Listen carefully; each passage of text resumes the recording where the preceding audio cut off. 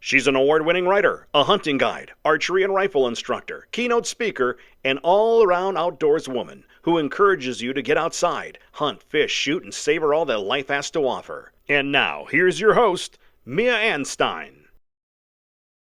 Well, hey, hi, hello, guys. Thank you for tuning in again. I'm so happy that you're here to listen and learn and share adventures. Today, I have one of my colleagues or cohorts from SCI, and I know we've talked about SCI a lot on the show, but today we're not only going to talk about SCI, we're going to talk about some adventures and how you can also head out and have some fun this summer.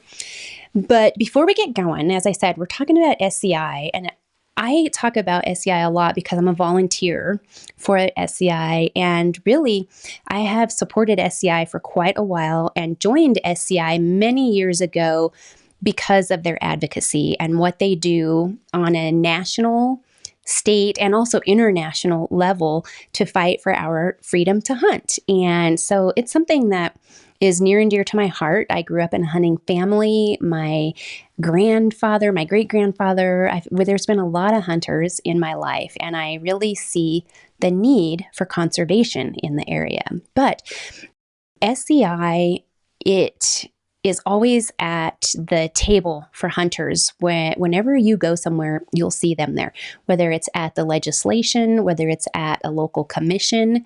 SCI is there, they're commenting, they're listening, they're watching.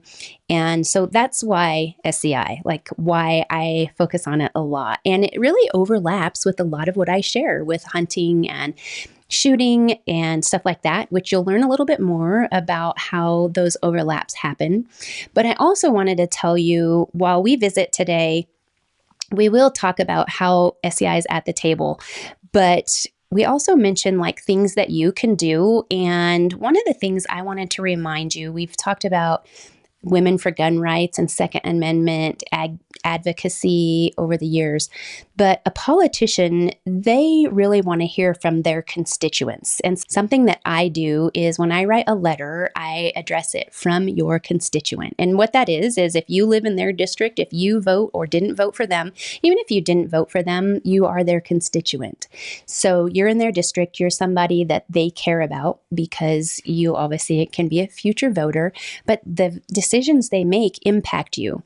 And if you don't let them know whether you are for or against something that's going to be addressed, if you don't comment on that, then they assume it's okay with you. So if there is maybe, for instance, a gun issue and you don't comment, they think, oh, okay, this is all right with them. So you've got to comment. And I always say, when you comment, make it personal, make it polite, address it professionally to your representative, your senator, your congressman, address it professionally. They're not Lauren or Mrs. Boebert, and I'm just saying that because she is our congresswoman right now, but we would address it Congresswoman Boebert. So you want to be professional about it. They do hold a position, and you should be respectful of that position.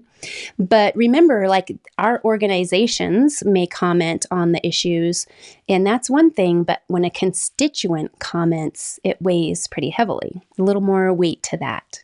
I also wanted to let you know, if you want to learn about advocacy, the Safari Times is where you learn about advocacy, and the Safari Magazine is where you might learn about stories and outfitters and adventures. So without further ado, let me not take up too much more of your time, because I have my good friend Chris Tymeson here, and we're going to be talking about not all the boring advocacy stuff, which is exciting for some people like me, and I know some of the listeners like it too, but we're going to talk about some fishing adventures as well. I hope you enjoy today's show.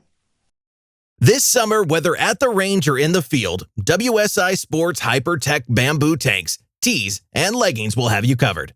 Visit WSISports.com to support the show and use the affiliate code MACO10 for 10% off your purchase.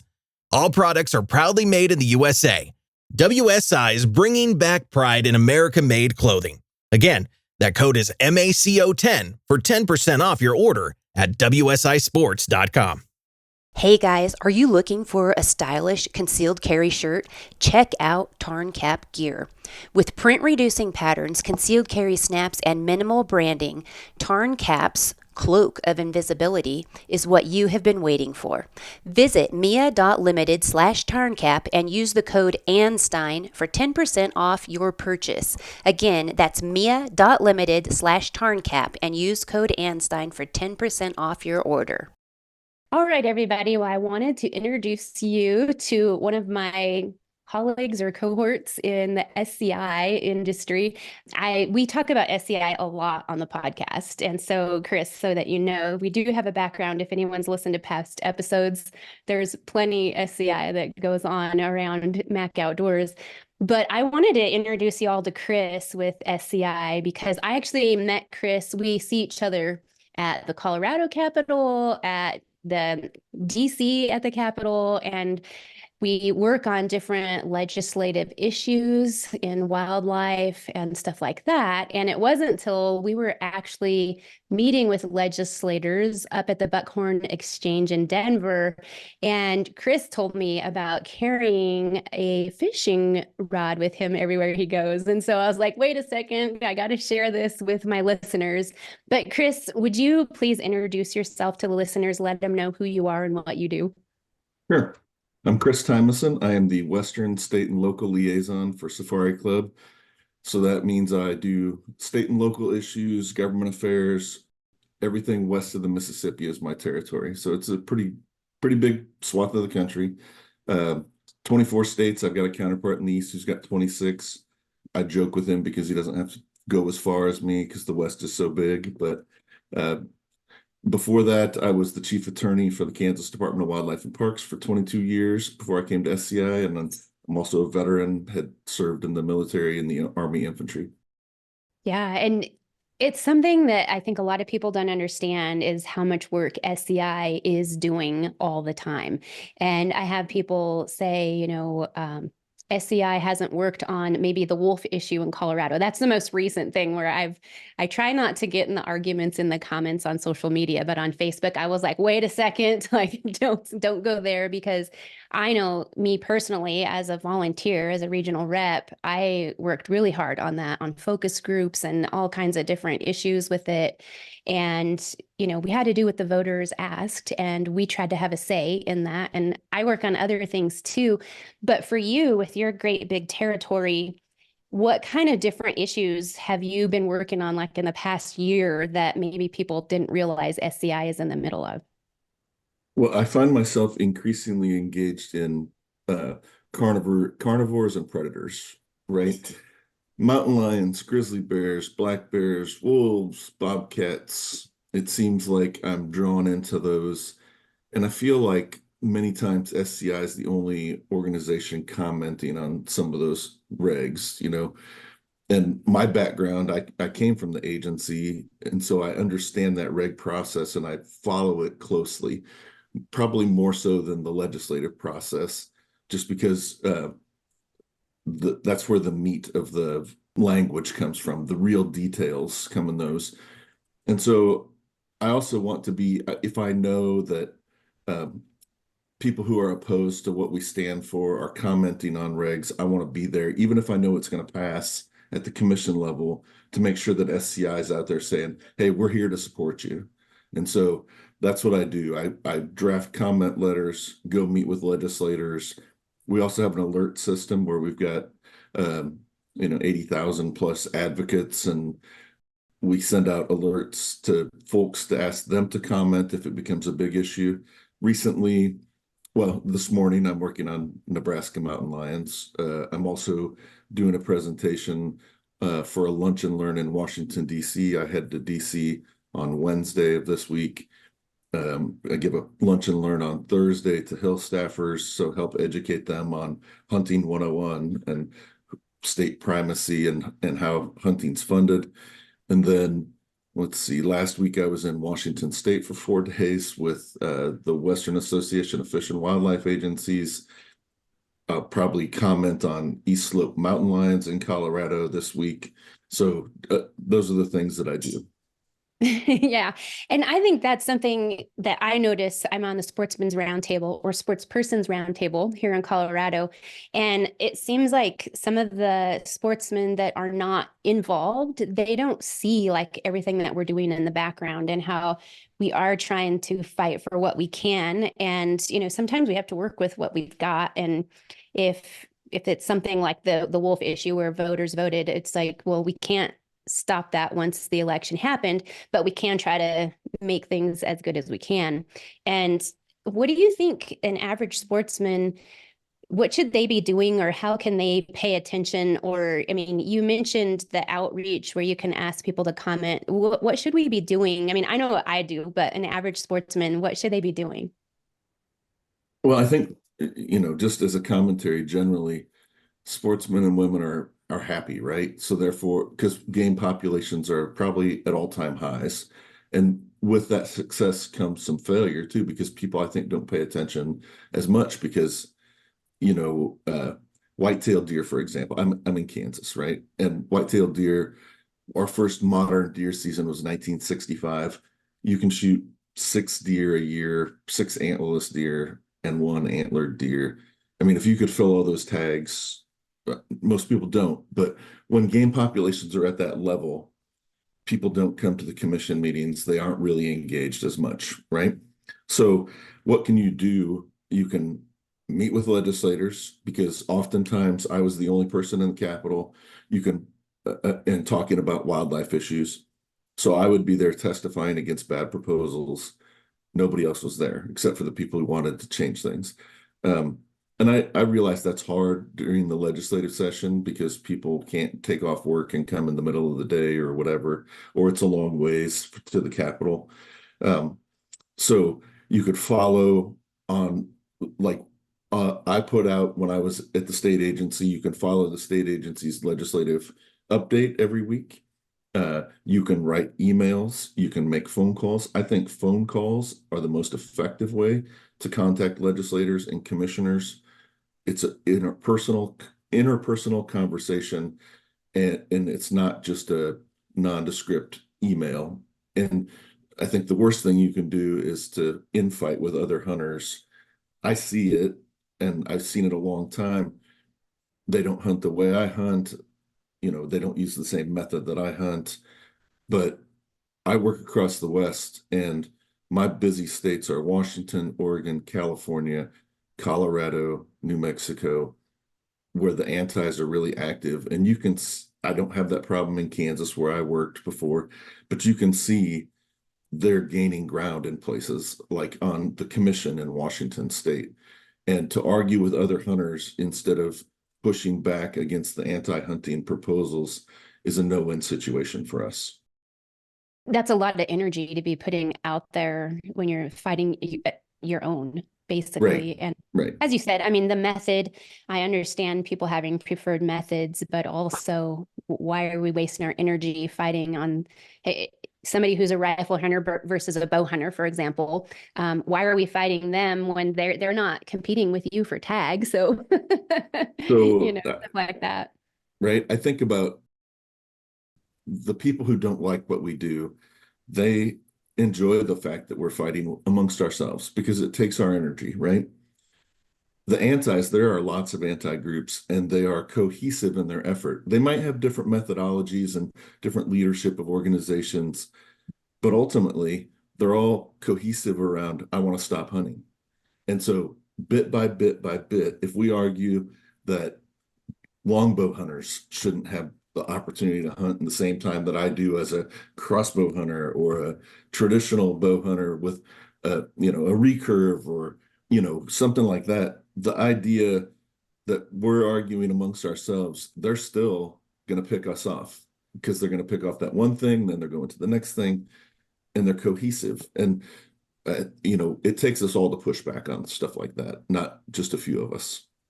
And so some of the issues that I'm seeing, I was curious what your thoughts are as far as, I mean, right now, In New Mexico last year, they limited non-resident hunters, and right in Colorado, they're talking about limiting non-resident hunters. I think in Wyoming and a few other states, they've done that. Like, and I mean, they've always been limited, but they're further reducing their opportunities as a non-resident. How do you think that is affecting hunting opportunities in the future, or how's it affecting agencies? Okay, so if you look at non-resident allocations, right, used to be like depending on the location, some states it's wide open, right? And you have like Missouri's, I live a mile from Missouri, so Missouri is over the counter non-resident deer and turkey. And I think that they have about 3 or 4% of their total permit allocation. The way it happens is it goes to non-residents just with no limitation, no cap. In Kansas, we have a cap and it's based upon a figure. It's not just like, it's an allocation with a whole formula in it. And then you look at, let's say, Wyoming, where it's 20% or whatever the cap number is. So I was part of litigation back in the early 2000s where an outfitter had sued New Mexico and Arizona, and then sued Nevada and Kansas, and then there was some litigation between Minnesota and North Dakota on non-resident allocations. And ultimately, we were successful. We prevailed because we went to Congress and we said, we want you to pass something as part of this budget bill for Iraq, which allowed states to then limit non-residents under the Commerce Clause. So while we were successful, there was an immediate reaction. Like Arizona then only had a cap on elk and a cap on kaibab deer. And then they went to a 10% cap across the board. So non-residents got hamstrung in those cases. And I'm not saying residents or non-residents should have equal access. I'm not advocating for that. But I think that when you start to discriminate against non-residents, it's my brother who lives in Arkansas or my brother in Minnesota, when they want to come here, we're not just talking about random people that we don't know. We're talking about family and friends, right? Or in the case of, why should we limit somebody who wants to come to Cheyenne Bottoms and hunt ducks? That's their lifelong dream, and they're from Pennsylvania, and they have to use a guide, and guides get a bad connotation, but they provide a valuable service for somebody who can't get there themselves or can't have the gear. It's just their dream. They want to spend a couple days and do this. So I think that when you see those caps and the reactions, now you're talking about limiting people more. And get waffle, that was a common topic. We need to limit people because other people are limiting people, and it's a reaction. So then everybody starts limiting you more and more. And you have to remember, you're a non-resident in 49 other states. Right. And you brought up something that, I mean, a few things that I hadn't thought of. And that's how I think almost all of us are, is like we think in our own little bubble of like what we do, where we go and stuff like that. And I think a lot of people think of that resident, non-resident issue as an outfitter issue, and that, you know, the outfitters just want the money from the non-residents. But you're right. I do have a lot of family and friends that come and hunt here in the state. And now I actually have more of them than anybody who's wanting to like pay for a hunt or something. But then you also brought up like waterfowl, and I travel all over the place for waterfowl. So that, and upland birds too, and fishing, which I see your fishing shirt. But so there's a lot to it. And I think that's something that I try to do, and I think I do a pretty good job normally of being empathetic to other users, so whether it's archery or rifle or shotgun upland people. But there's more to the scope a lot of times than what we think on the surface, or the one original issue. So thank you for bringing that up, because it just, it broadens my scope, and hopefully it broadens the listener's scope as well. One last point about that, non-residents in Kansas provide about 70% of the Fish and Wildlife Agency budget. Mm-hmm. And so when you talk about limiting non-residents as a resident, you have to ask yourself, are you willing to pay more? Because you either have to pay more or services are going to have to be reduced. And, Kansas, for example, we provide, 1.5 million, 1.2 million acres of public access on private property that's paid for through sportsmen's dollars.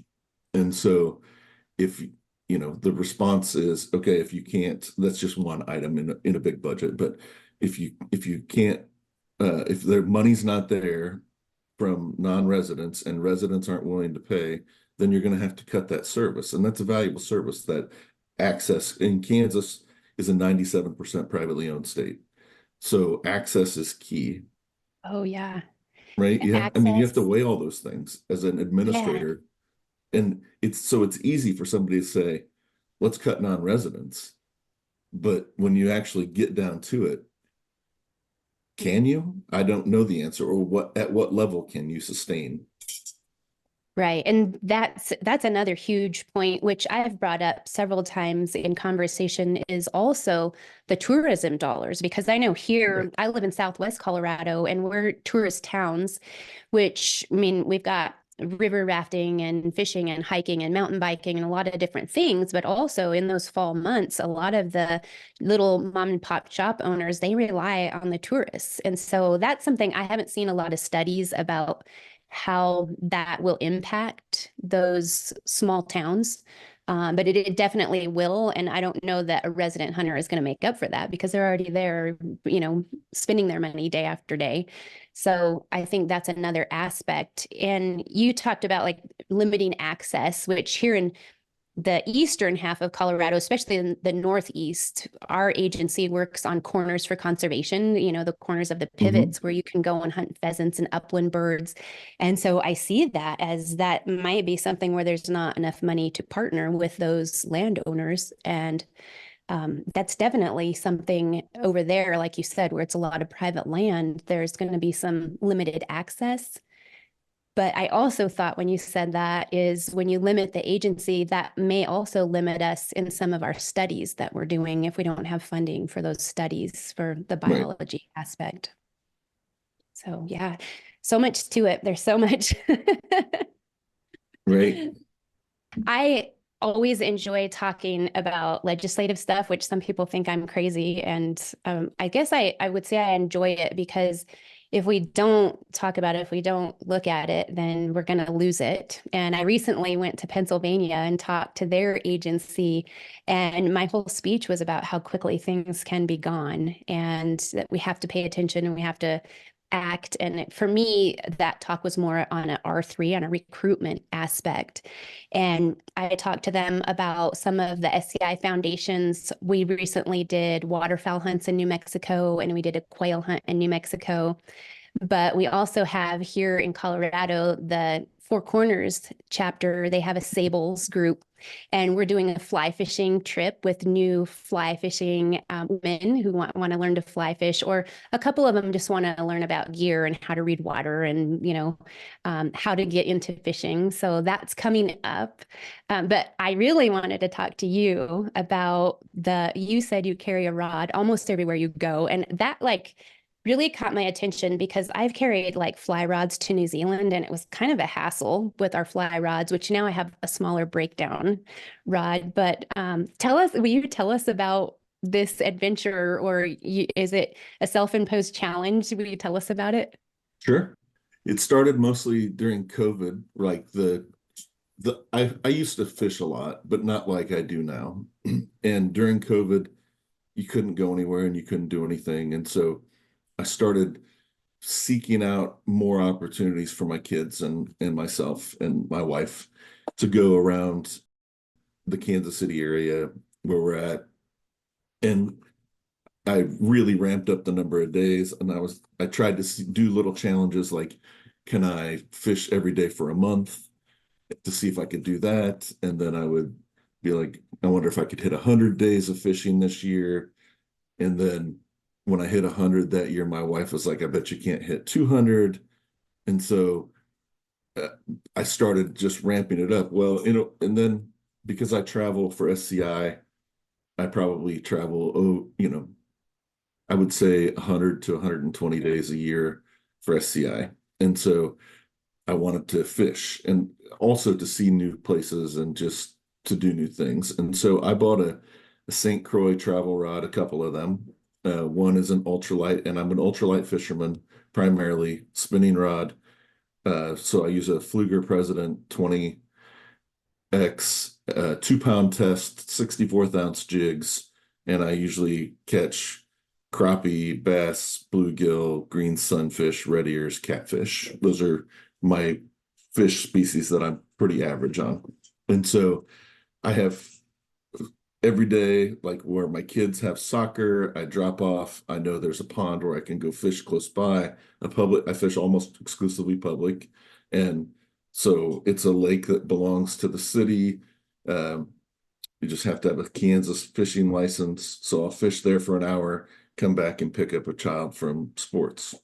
And so whatever, if it's volleyball, I know there's one over near the volleyball court where we practice, and the soccer fields. And so I've got a little circuit that I kind of run with in town.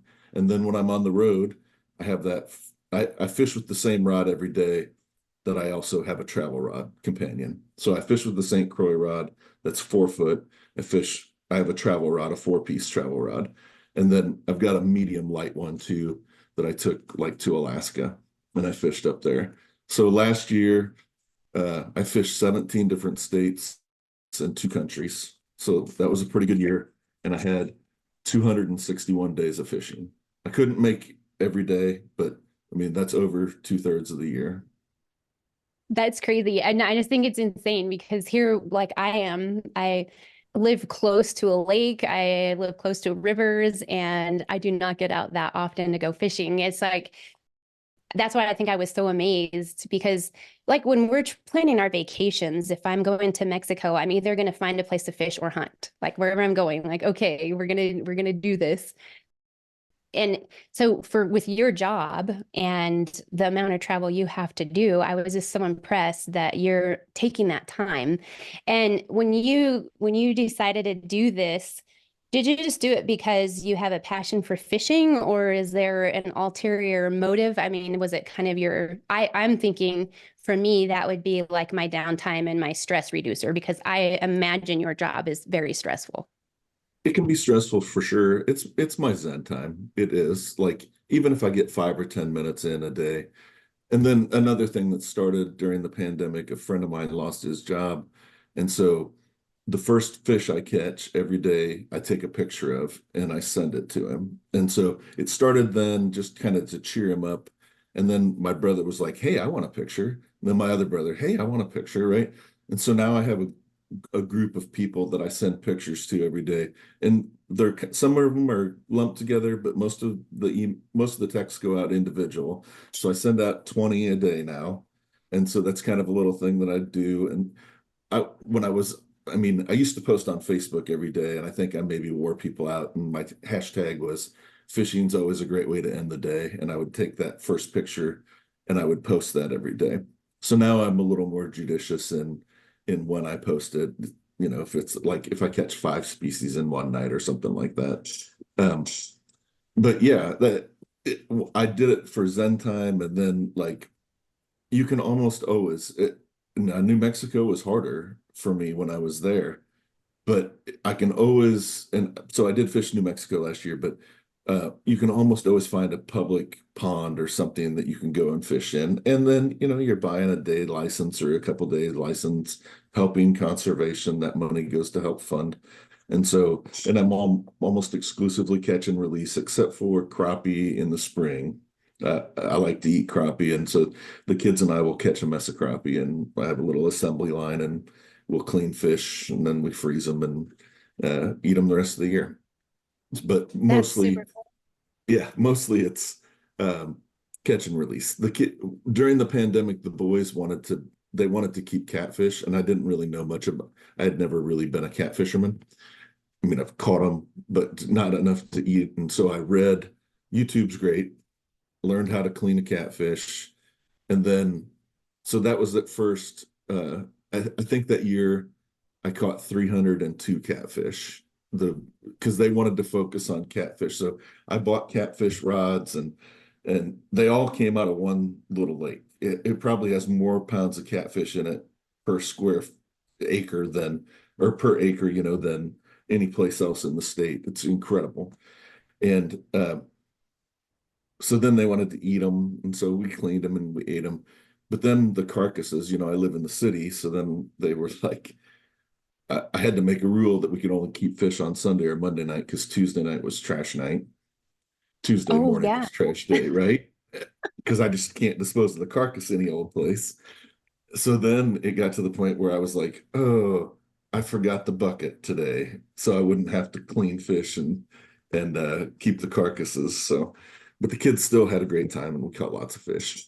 I went back the That's other day. I went back the other, and I average about, usually I'm like I usually catch 1,000 fish by the 1st of June. I'm a little less than that this year. And I went back because I was curious the last 5 years, 4.5 years. I said, how many days have I fished? Over 1,000. It was like 1,043. And then how many fish I've caught, and it's almost 10,000 over the last 4.5 years. I keep a detailed log of where I fish, who I fish with, what we catch every day. So that way, and so I know those numbers. okay, because that's what I was just going to ask you. What inspired the log, just for your own personal I used to benefit just keep it for record? hunting, and then I go back occasionally and I look at it and I'm like, oh yeah, I went to Alaska and did that. Or I caught I try to get big little fish. Like a 10-inch bluegill is like the thing I seek most. They're like an 80-pound tuna on that small rod and 2-pound test. And they're so fun to fight, and they're aggressive. They're just a great little fish.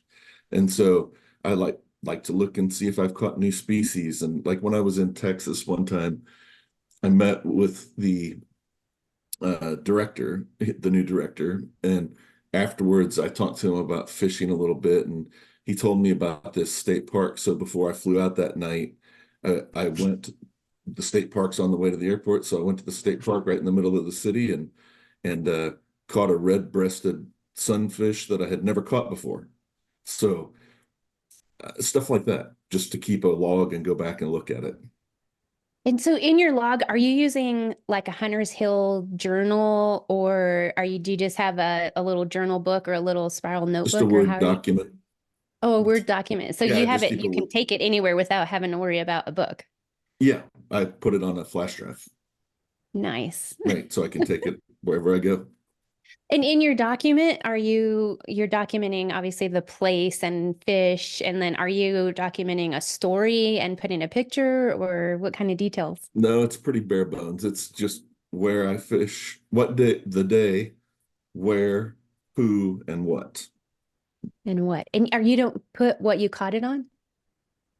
I almost fish exclusively the same thing. I fish Oh, okay. 64th ounce mule jig. It's a Kansas company. Um, the man who started it, Ethan, uh, he was on the K-State Bass Club, and so he has it's like a little solid body with a flicker tail on it. It's called the Donkey Tail Junior, and he's got different various sizes. Mulefishing.com, I think, is what it is. You can just do mule fishing, and uh, he's got a great product, and it's like 99% lead free. So I think if people make voluntary choices about conservation, uh, some of those things come into consideration, right? Right. And that's a very good point, because that's something that we also deal with legislatively, is this Right. lead issue, which I'm sure you even know more about that than most of my listeners or myself. And we had Connie Brooks from Barnes Bullets on to talk a little bit about it, the lead issue. But you were talking about that you use primarily the same setup, but you did mention you got a different rod and stuff for catfish. What would determine why would I need a different setup? So the catfisher pull a little harder. They're a little bit bigger. And honestly, it's kind of overkill. I have some 10-foot rods with 20-pound test on there. So the line is thicker, but those catfish can certainly give a good tug and sometimes break off even. So, and for my kids, it's a lot easier to horse in a big fish with a big rod. Mm-hmm. On my little rod, the biggest fish I've landed on my little rod is a 6-pound catfish on 2-pound test. It's a good fight. I had a really nice bass on yesterday. I saw it in this newly renovated lake that I fish, has made the water super clear. And so it's like sight fishing. And I saw this big bass come in, take me, and before I could adjust my drag, he just went bam, broke it right off. So you gotta have for those big cats, you're gonna take a heftier rod and a thicker line. So what kind of, are you using a jig with them? What are you using for your hooks? Oh, the cats. Yeah. There's a commercial bait that I buy at Walmart, and it kind of looks like a dog, like a piece of dog food, but it's soft, right? That's kind of what it looks like. And then you just hook it on the hook. And I think I'm using number 4 hooks. I can't remember. So smaller hooks, cast out with some weight and get it out there and just let it sit on the bottom. And then I put it in a rod holder. And then when there's a big fish on there. So it's not my preferred method. I prefer to move. So I have a little Osprey pack, shoulder day pack or whatever that flips over my one shoulder. I keep a bunch of rubber, those donkey tail junior bodies, and I have a box of jig heads, and then on the side I've got I got clippers and a set of pliers, and I just keep moving constantly. That's what I carry every day. Okay. And when you're traveling for work, are you generally you're taking carry-on, and can you take that gear in your carry-on? You can. I don't. Typically, okay. I check a bag because I fly on Southwest mostly, and so bags fly free. So then you can just throw that in and into your bag, and it's small enough that it'll fit in a carry-on size bag. The rod, and if I put it crossways, it'll fit in my carry-on. I've never had a problem with it flying in my luggage. I just put the rod right up next to the inside of the luggage seam on the, where the middle is, where it folds. And so, yeah, and then I just throw the same day pack that I carry around everywhere. I just take instead and throw that into my carry-on or right.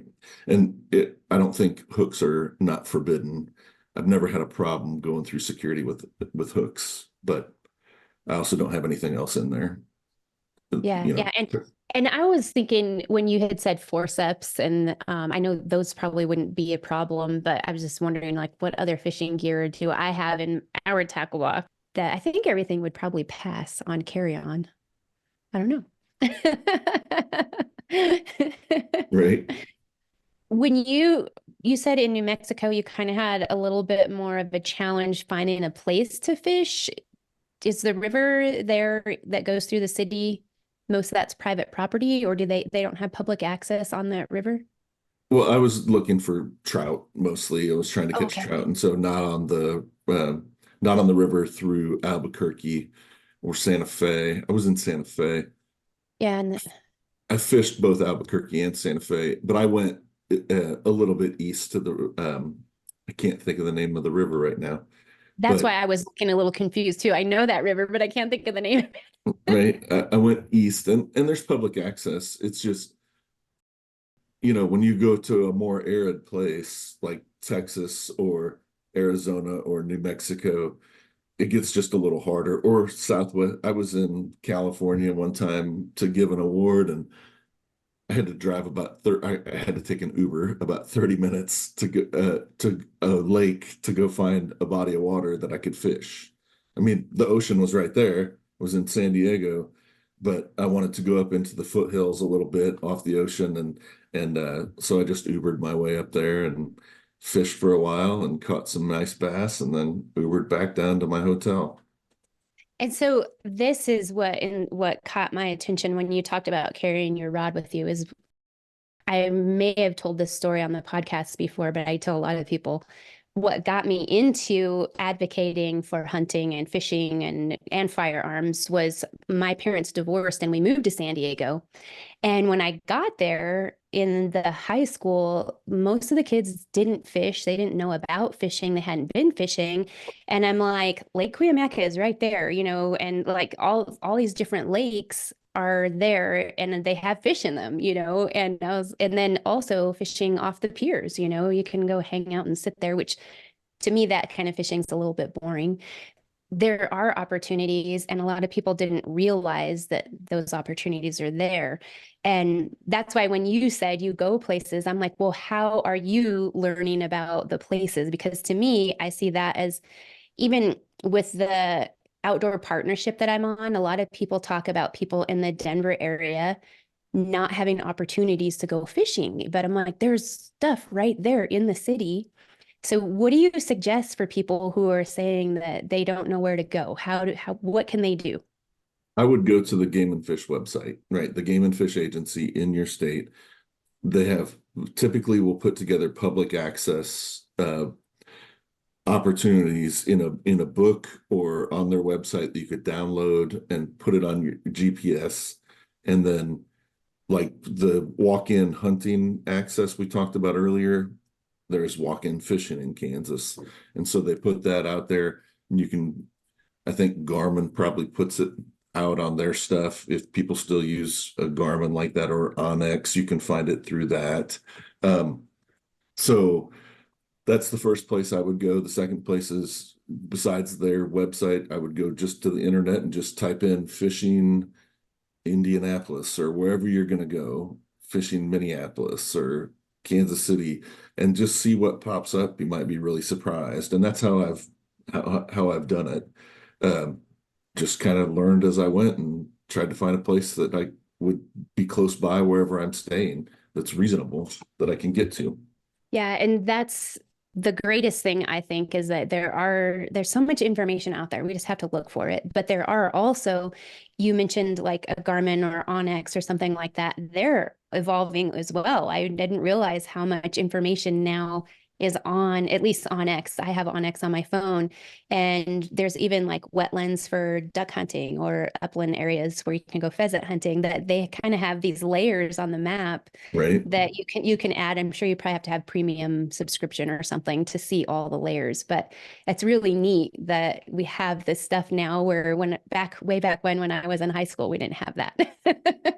even asking other fishermen, right? I think generally people want to share, and they don't mind sharing, maybe not their special location, but like one day during the pandemic, I was walking along and I was like, I want to go fish this place. And I looked down and there's a guy standing in the exact same spot that I wanted to fish. I was like, what is this craziness? This guy is in my spot. And so I go down and I just kind of sidle up next to him. There's a whole lake, there's nobody else fishing, but he's in the corner of the lake that I wanted to fish. And so I just kind of go down there and set up, and we just start talking. And it turns out now he and I fish probably 3 or 4 times a week together. He taught me how to build fishing rods. I started building fishing rods during the pandemic. And then he turned me on to a bunch of spots, and I turned him onto a bunch of spots too. And just make a friend and start talking to him. Go to a body of water and just be friendly and see what people will do. That's a great resource. Absolutely. And that's something I've suggested for people who want to start hunting, is to reach out. If you know someone's a hunter, ask them if you can tag along. If you want to figure out how to fish, ask a fisherman if you can tag along. And I mentioned earlier the sables and Mhm. the SCI chapters. I think everybody thinks of SCI as hunting, but you mentioned like lead, and we deal with fishing issues with lead, and it's not only with big game and hunting, or the waterfowl, which has been federally a rule for a while. But we also deal with some issues that deal with angling. And I know each SCI chapter works differently. They all work in their communities where they see a need. But this one down here, as I said, the sables, the women, they're going to teach some fly fishing clinics and how to tie knots, how to read water, and different stuff like that. But if you reach out to your SCI chapter, ask them about it. And if they don't have anything, then look at some of the bass anglers, and you can ask them if they have anything where they can teach you. For fly fishing, go to Trout Unlimited, ask them, and they have stuff all the time where they'll teach you as well. So I think there's plenty of resources where hopefully if you think you're limited, then reach out to us and we'll help give you some ideas depending where you're at, because Chris is fishing all over the place while he's working and taking that as his break and his downtime when he's away from his family. And I just thought that was amazing. I thought it was wonderful. Yeah, as I said, it's my Zen time. So even if it's 10 minutes just to go out and catch a fish, and it helps me clear my mind. Let's put it that way. So what are some other, obviously you work with SCI and that's why I had you on here is for SCI, but what are some other things with fishing? I mentioned lead, but is there anything else that we do specifically with fishing that you can think of? No, there's a lot of overlap on the lead issue for fishing and hunting. There are proposals to ban lead on federal refuges, right? And it's not just focused on hunting. I think that's problematic. The jigs that I use, he wants to be a better steward of the environment if he can, right? And so he makes a voluntary choice as to what he's going to put out for a product, and everybody makes a voluntary choice whether they're going to use it or not. But it's not 100% lead free, and I don't know that there's product out there in the fishing world that's 100% lead free. And so when somebody says, "Hey, we're going to ban lead use," they're taking away the voluntariness, which I think that's the key consideration. People will make choices based upon price and based upon their moral compass or whatever the reason is that they're making their choice. We shouldn't take away that opportunity to make a choice, right? Mm-hmm. But then when you come back and you say you can only use lead free, I don't know that there's product out there. I haven't looked for product because how I fish and what I fish with, but lead sinkers are a staple in some places for catfishing or whatever the methodology where you have to get to the bottom quicker, or stay on the bottom. And so I don't know what replacement that is, and is it tolerable financially? I just don't know the answer to those things, but I do know that taking away people's choice is not the right method. Right. And that's I wanted to talk to you about your fishing adventures because of the access issue. And that's something that I see as a limit to people who want to have access to fishing or hunting, is, like you said, limiting that choice, is limiting their accessibility to this activity. And so it's something I agree with you. I think we should have our choices, and we can, make our moral or ethical decisions onto what we want to do. But there's another issue that I'm curious, and SCI has commented on it before, but fur bans. And there's you talked about the predator issues and stuff like that, but the fur bans, I fly fish a lot. I grew up with lures and baits and stuff like that. And then in the past decade or 2 decades, I fly fish a ton. And so this fur ban is something that impacts us as well. Right. Certainly the fur ban, again, people limiting choice based upon not science, but based upon emotion. And, IP91 is going on right now in Colorado, right? And that's something SCI is working on collectively with a number of conservation organizations, also based on emotion only.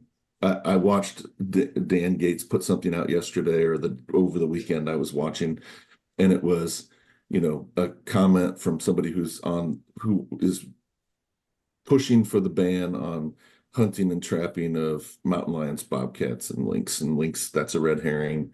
You can't do those things anyway with a lynx. But they put out information like, well, mountain lions aren't endangered now, but they will be soon in the future. That was an exact quote And it's just a lie. It's a lie, and it's trying to play on the emotions. There is no science base to it. Same with the fur ban, proposed fur ban. No science at all. Like fur bearer populations are probably stronger than ever. When you look at uh, raccoons and possums, and the number of people who trap actually is going down. It's quite down actually compared to what it was 20 or 30 or 50 years ago. So to say that, fur bearers are imperiled, that's just not true. Even river otters have made a tremendous comeback, for example. Like Yes. it's super successful program to bring back river otters. So to say that fur bearers are imperiled at all, that's just It's very challenging, I think, to deal with the emotion because we all have our emotions, and I also feel like some people, I mentioned earlier, even sportsmen, like we don't follow everything. And so a lot of these people, all they're seeing is the propaganda about why we shouldn't use fur, why we shouldn't have fur. And they're not considering what the replacement for fur might be. And then I've had a few people that were shocked, our cowboy hats. I wear cowboy hats all the time when you see me at convention and stuff like that. I'm always wearing my cowboy hat. But the fur, it goes into more things. And then for me personally, I have fur blankets that I've had since I was a kid. Whereas I bought, this $20 throw on Amazon to put on the couch because it looked really cool. And I'm like, 6 months later, it's a tattered mess and I have to throw it away. And I'm like, well, there's that cost prohibitive stuff where it's like, well, that cost me only $20 or however much, but really if I want to replace it, it's going to cost me more than the fur. So I don't know how to always deal with their emotions. I mean, for me, the best thing has been, a one-on-one conversation with somebody who's receptive, but there's a lot more than just one person to talk to. So it's a I think, job. if you live in Colorado right now and you're a hunter, you should be concerned about IP91, and you should be going out and talking to every person who's not a hunter about this issue, because they're the ones who are going to be the vote in the middle. That's the most important vote. And so you should go out and talk to them intelligently and say, or on the fur ban, for example, and say, hunting is scientifically based. It's not emotion based. And there is no way. I think state game agencies have great credibility. I think they have good credibility with the general public, right? So if you're a hunter and you say, I think that the state agency, there's no way they would ever allow a species to become endangered. It's not in their business to do that, right? It's not what they want to do. So why would somebody say that? Well, because they're lying. They're not telling the truth. That's how, and you should be out just talking to people. Like that's probably maybe one of the best things you could do to be engaged as a sportsman right now in Colorado is go out and talk to folks. Right. And I'll add to that, Chris, is one thing for y'all, if you're listening and you're going to go talk to people, always keep it positive. And if there's pushback, touch and feel, see what they're receptive to, but don't fight with them if they're not receptive to hearing the information, or if most people who are not hunters don't understand quotas, and they don't understand how we hunt lions, why we use dogs, why, the methods. So it's all about finding a way to explain that to them. But if you push too hard, it's kind of like there's a game that we did in a leadership where you put, your hand and you're like, okay, you press against my hand. And the harder I press, the harder you push back. And because it's our instinct. And so if we're trying to explain this to somebody who is pushing back, the harder you're pushing, the harder they're going to push back. They're not going to be receptive to what you're trying to explain. So that's a method and a tactic that if you want to learn more about, I can teach you about that, because there's definitely a technique to being empathetic to what they're open to learning.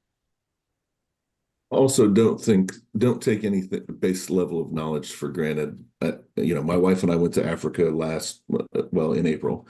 And so when we came back, we had a great hunt, and it was her hunt. She had bought it several years ago, and we finally got around to doing it. And then I added a couple animals to hunt myself, and then we did some touring. But we got back in soccer game, and one of the my daughter's team, one of the moms of another child on the team, asked me why I wasn't at the tournament, and so I told her we had been in Africa, and her response was, you didn't shoot any endangered animals, did you? And I said, no, actually, that's antithetical to what I stand for, right? And she's like, well, I just assumed that animals in Africa are imperiled and endangered. And I was like, that's absolutely not the case.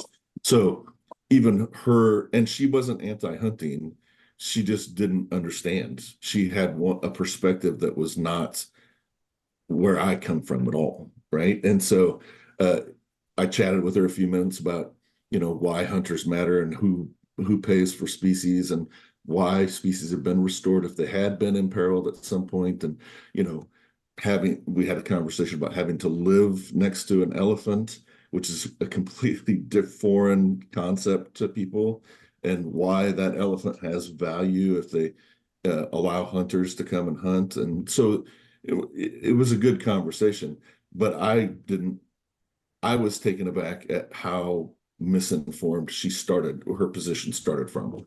And then after our conversation, she's like, I had no idea, right? It was enlightened. So that was good. Yeah, and that's just that one, like I said, the one-on-one conversation where if you're talking to one and I'm talking to one, that's only two. So if the listeners could also go out there and have those conversations, we could make a really big difference. That would be a wonderful thing where we're not just perceived as, the murderous lion killers or something like that. And I actually had to scroll past a comment about I'm sure it was from somebody who wasn't a hunter, and how nobody kills a mountain lion and eats it. And here, like for us, if we shoot a mountain lion, you're like, okay, I can only give you this tiny bit and you this tiny bit, because everybody wants some of the meat because they love it. And so there are those misconceptions where, and online, it's very difficult to have those conversations. And I have had a few that are just amazing, but that doesn't always happen. So pick and choose those ones. Right. People can hide behind a screen, right? And you don't have to face somebody. It's always more difficult to talk to somebody in person and have a conversation like that, right? It's somebody who's, when I say difficult for them to, say nasty things to your face. People don't want to do that, right? But when they sit behind a computer, they can spout it off all they want, all the misinformation they want. They can be rude and disrespectful. And so get out and talk to people. Try to, spread the word about it, about, the initiative petition and everything like that. But I was going to ask also, isn't it required to keep the meat in Colorado on a mountain lion? Like, Yep. And people don't understand that either, right? Yeah. Yeah. They say nobody eats mountain lion, and that's just not true. It's 100% not true. And I actually have recipes on my website if anybody wants to go look at them. I have a few different versions. Actually, I have a bobcat recipe as well. Bobcat is really good. And I actually did that one as a challenge. I was like, okay, sure. And it's actually very good. So we can eat lots of animals. I have a friend who's, and really meat eater, is eating everything, but I have a friend here locally who's eaten pretty much everything as well. So Right. My wife and I bear hunted a couple years ago, and of course we brought back our bears, and I made burgers and put them up against elk burgers, and people in my neighborhood probably wouldn't know the difference, right? Generally, of what an elk is or a deer. I mean, they know the meat. So, but I put elk and I put bear out, and people couldn't tell the difference. They're like, "This is great. All of it's great." They loved it all. That's awesome. So that's another way also it's so fun to open those conversations. Right? Yeah, right. Yeah. We had a wild game feed. We try to do that every now and then with our neighbors and bring them over, and most of them come and ask for more. Exactly. That's what I mean by if right? we have a mountain lion down and somebody hears about it, everybody wants some meat. One of our really good cohorts in some of the sportsman stuff that we're working on drew his moose tag this year. And I told him, I was like, be forewarned that that is a huge animal. But when Hank got his moose, all of a sudden it was like we went to get steaks and we had no more moose because everybody, they all loved it. And we're like, sure, sure. And we don't mind sharing, at all. Right. But it's fun to share wild game. Yeah. And so you mentioned Initiative 91 here in Mhm. Colorado. I know we've worked really hard at doing some fundraising for that. Could you let the listeners know what they can do or where they can support the mission to fight that initiative here in Colorado? Sure. There are two entities that are set up to collect funds for that. It doesn't matter if it's $10 or $100,000. There's an issues committee, and it's Save the Hunt Colorado or Colorado's Wildlife Deserves Better. Either of Both of those, those. yeah, either of those two you can donate to. SCI has raised some significant funds through our chapters in Colorado to help fight against that. There are videos online that you could share on your social media feeds if you're out there that are well done, 30-second videos. Either go to Coloradans for Responsible Wildlife Management or Colorado's Wildlife Deserves Better. Pull those videos down and share those on your social media. That's an effective way to help spread the word. It absolutely is. Well, Chris, thank you for joining me today on the podcast and sharing some of your fishing stories and tips. Hopefully, it'll help inspire some other people to get out there. Or for like me, it inspires me to kind of broaden my horizons of where I'm going fishing rather than just here when I have a break. So Right? I appreciate it. Sure. Happy to do so. Encourage people to also come to the SCI convention if they get a chance. If you've never been to the SCI annual convention, it's in Nashville. It's on the back of it's on my screensaver or background, I should say, January 22nd to 25th. I'm there the whole week. It's an incredible time. You'll see some incredible taxidermy. There's plenty of fishing outfitters and hunting outfitters there, a whole mix of stuff. And if you get an opportunity, even to swing down for a day, it's totally worth it. Absolutely. I enjoy it. And I've been year after year after year, and it's always fun every time. Part of it is seeing those outfitters, whether you're going on a fishing trip or hunting or whatever, but also some of the artists. We have a bronze artist that is now a personal friend, and there's just such good people at that convention. It's a good time. Right. And if, Yeah. it's clearly geared towards hunting, but there is some fishing there. So, and big game fishing. I'm just trying to think. I know there's some outfits in Panama and some stuff like that. So yeah, absolutely come to the show. Absolutely. Well, thank you. I sure appreciate you sharing some of your time. Sure. Thanks for having me on, Mia. Hey, this is Lloyd Bailey, the Armed Lutheran, host of the Armed Lutheran Radio podcast, reminding you that the podcast you're listening to is a proud member of the Self-Defense Radio Network. Check out all the great content at selfdefenseradio.net.